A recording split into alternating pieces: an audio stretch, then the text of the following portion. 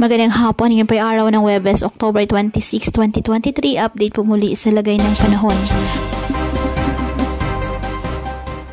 Ayon sa Pag-asa, patuloy pa rin na umiiral ang hanging amihan o northeast monsoon. Apektado nito ang northern at central Luzon. Samantala, meron pa rin pong cloud cluster na minomonitor sa labas po ng ating Philippine Area of Responsibility sa may silangan ng Mindanao.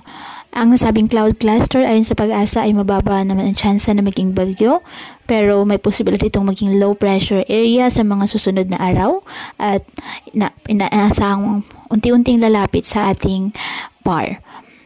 Magpapaulan sa iba't ibang bahagi ng ating bansa, particular na po sa silangang bahagi ng Visayas at Mindanao.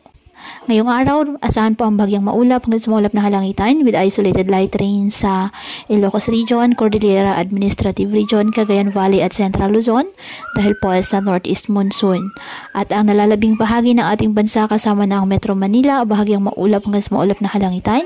Asahan po ang bagyang maulap hanggang sa maulap na kalangitan with isolated rain showers or thunderstorms dahil sa localized thunderstorms.